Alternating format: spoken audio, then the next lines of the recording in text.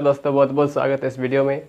और आज हम बात करने वाले हैं कि हिंदी साहित्य की सामान्य ज्ञान के बारे में, है ना।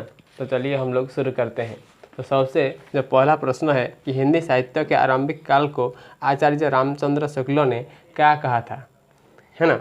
हिंदी साहित्य का जो प्रारंभिक काल था, है ना, उसमें आचार्य रामचंद्र शुक्ल ने उसे क्या कहा था, उस काल को यानी उस टाइम को क्या बोला था। तो उस टाइम को बोला था वीर गाथा काल, है ना। इसको हमको याद रखना है कि उस काल को हम लोग क्या बोला था, उसको बोला था वीर गाथा काल। याद रखेगा इसको, है ना। तो इसका हम लोग आंसर क्या होगा, वीर गाथा काल, है ना। उसको बोलेंगे वीर गाथा काल। उसके बाद 2 नंबर में वीर गाथा काल के कवि कौन सा कवि नहीं है ना। यहाँ पर ऑप्शन है चंद बरदाई, नामदेव, जगनिक और मधुकर। तो इनमें से जो तीनों कवि है, चंद बरदाई, जगनिक और मधुकर, ये तीनों वीर गाथा काल के कवि है। लेकिन जो उसके जो नामदेव है, वो वाला नामदेव जो है वो वीर गाथा काल के कवि नहीं है ना। जो नामदेव और वीर गाथा काल के कवि नहीं है, ठीक है। वीर गाथा काल का सर्वश्रेष्ठ कवि किसे माना जाते हैं, है ना। तो वीर गाथा काल का जो सर्वश्रेष्ठ कवि है उसको बोलते हैं चंद बरदाई। क्या बोलते हैं उसको, चंद बरदाई, है ना, चंद बरदाई, ठीक है। चंद बरदाई को बोला जाता है वीर गाथा काल का सर्वश्रेष्ठ कवि, ठीक है। उसके बाद पृथ्वीराज रासो के रचनाकार कौन है ना। तो पृथ्वीराज रासो के रचनाकार भी यही है, यानी चंद बरदाई। इसने क्या किया, उसमें क्या रचना किया था, उसने रचना किया था पृथ्वीराज रासो, है ना। इसी का ही रचना किया था।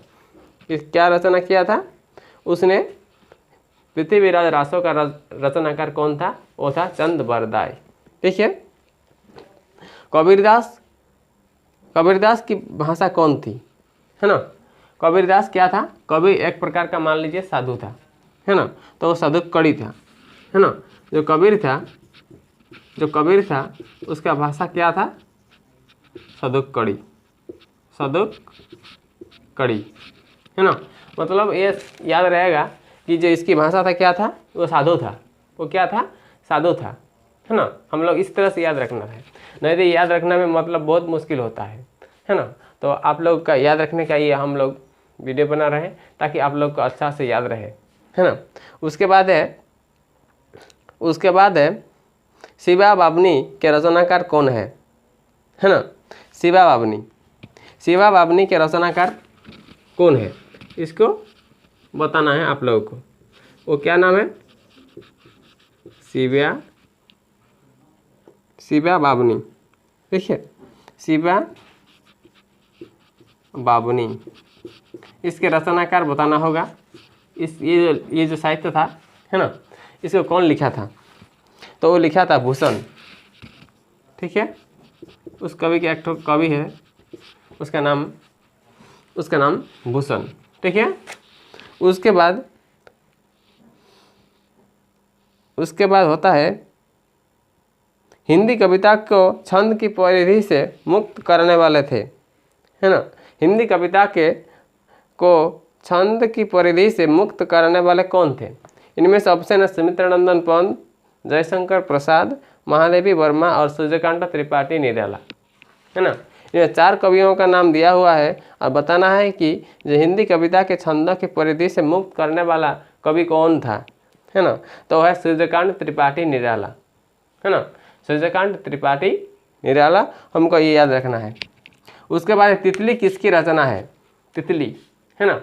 तितली एक तो मतलब साहित्य है, ठीक है। और उसका रचनाकार हमें कौन बताना है। उसमें 4 ऑप्शन है, जयशंकर प्रसाद, आचार्य रामचंद्र शुक्ल, श्याम सुंदर दास और आचार्य महावीर प्रसाद द्विवेदी।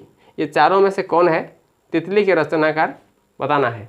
तो उसका रचनाकार है जयशंकर प्रसाद, ठीक है। उसके बाद अतीत के चलचित्रों के रचयिता कौन है ना। अतीत के चलचित्र के रचयिता कौन है? तो वो है महादेवी वर्मा। वो कौन है? महादेवी वर्मा, है ना। उसके बाद है पल्लव के रचयिता कौन है ना। पल्लव के रचयिता है सुमित्रानंदन पंत, सुमित्रानंदन पंत। उसके बाद चिंतामणि के रचयिता कौन है? वो है रामचंद्र शुक्ल। रामचंद्र शुक्ल जो है वो क्या है? वो चिंतामणि के मतलब रचयिता है, ठीक है।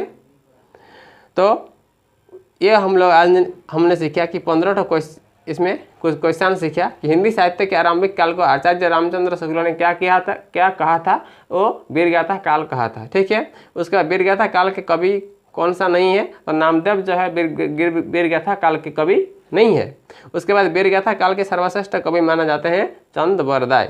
पृथ्वीराज रासो किसका रचना है? वो है चंद बरदाई का, ठीक है। कबीरदास की भाषा क्या है? तो साधुकड़ी। क्या है? साधुकड़ी। उसके बाद हमने शिवा बावनी के रचनाकार कौन है? तो भूषण।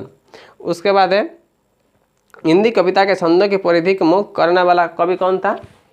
है ना, सूर्यकांत त्रिपाठी निराला। उसके बाद तितली किसकी रचना है?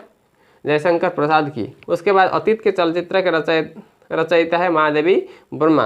पल्लव के रचयिता है सुमित्रानंदन पंत और चिंतामणि के रचयिता है रामचंद्र शुक्ल। तो कैसा लगा ये वीडियो कमेंट में ज़रूर बताइएगा और मिलते हैं अगले वीडियो में। जय हिंद, जय भारत।